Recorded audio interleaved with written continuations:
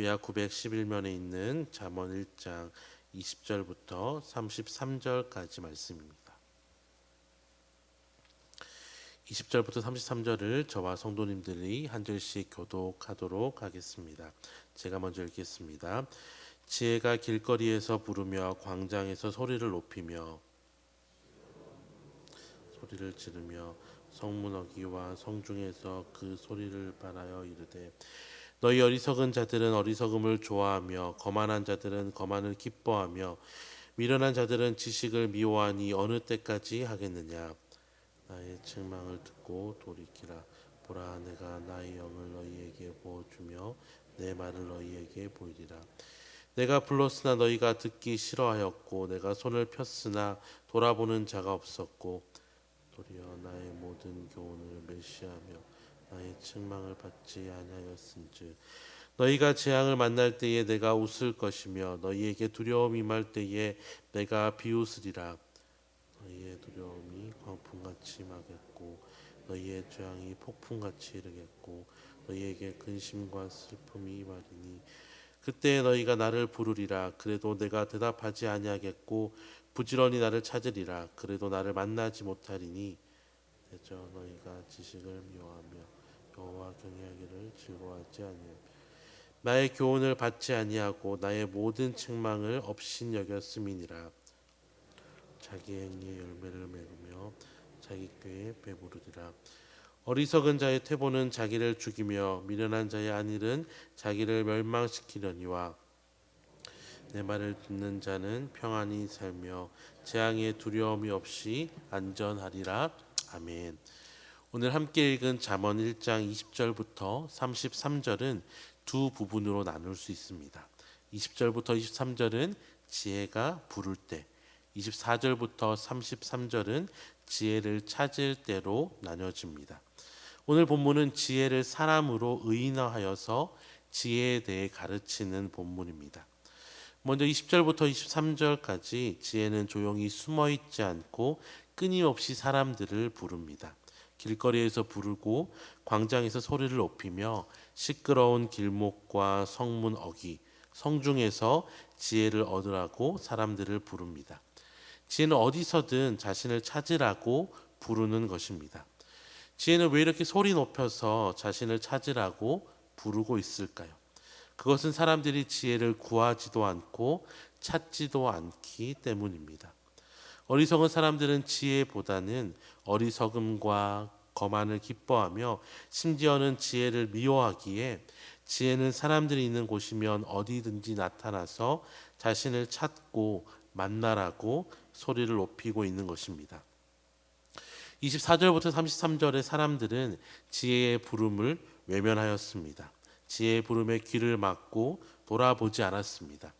하지만 그런 그들이 지혜를 찾게 되는 때가 있는데 바로 재앙과 두려움이 자기에게 임할 때입니다. 재앙의 두려움이 그들에게 엄습할 때에 어리석은 사람들은 그제서야 지혜를 구하지만 그때에는 지혜는 그들을 찾을 때에 만나주지 않겠다고 말합니다. 자신의 마음대로 살다가 뒤늦게 지혜를 찾는 자들에게 지혜는 지혜를 멀리한 대가를 치룰 것이라고 말합니다. 그리고 마지막으로 어리석은 자의 태만과 미련한 자의 태평함은 자신을 멸망시키지만 지혜의 말을 듣는 자는 평안히 살며 재앙의 두려움이 없이 안전할 것을 약속합니다.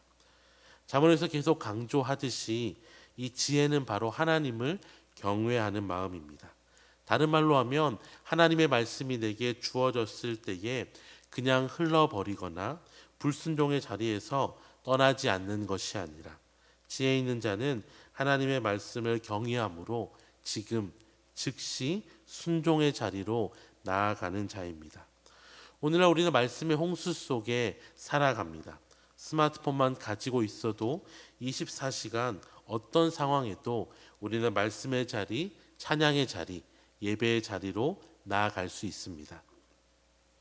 하지만 구슬이 서말이어도 깨어야 보배라는 속담처럼 아무리 이전보다 우리가 말씀을 들을 수 있는 좋은 환경 가운데서 살아갈지라도 그 말씀에 귀 기울이지 않고 순종하지 않으면 오늘 본문에 경고하듯이 평안 대신 두려움 가운데 살아가게 되는 것입니다. 사랑하는 성도 여러분, 이사야에서는 너희는 여호와를 만날 만한 때에 찾으라, 가까이 계실 때에 그를 부르라고 권면하였습니다. 하나님을 만날 만한 때는 언제입니까? 바로 지금입니다. 내일 아니면 주일이 되어야 하나님을 만날 수 있는 것이 아닙니다. 바로 지금 삶의 매 순간순간 지혜가 온 사방에서 우리를 부르듯이 하나님은 우리를 찾고 계십니다. 이사야는 계속해서 악인은 그 길을 버리고 불의한 자는 그 생각을 버리고 여호와께 나아오라. 그리하면 그가 널리 용서하시리라고 권면하였습니다. 우리가 여전히 악의 길에서 돌이키지 않으면 그런 상황 가운데 하나님을 만나려 하는 것은 부산행 기차를 타고서 서울로 가기 원하는 것과 똑같습니다. 하나님은 하나님께 나아오라고만 말씀하지 않으시고 어떻게 하나님께 나아올 수 있는지도 가르쳐 주셨습니다. 우리의 잘못된 길은 버리고 우리의 잘못된 생각도 버리고 돌이켜서 다시 말씀의 길을 걸을 때에 하나님께서는 우리를 만나 주실 뿐만 아니라 우리를 용서하신다고 성경을 통해서 저와 여러분께 약속하신 것입니다.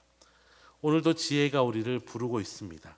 이 지혜의 말을 듣는 자는 평안히 살며 재앙의 두려움이 없이 안전할 것이라고 성경은 우리에게 약속합니다.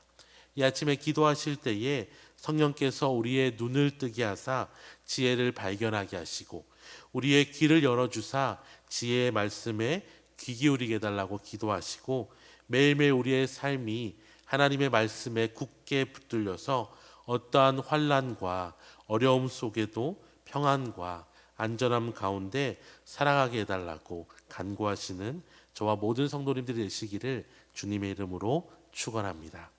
기도하겠습니다. 하나님 아버지, 오늘 이 아침 주님의 말씀을 듣기 위하여서 이 새벽을 깨워 이 자리에 나오게 하시니 감사합니다.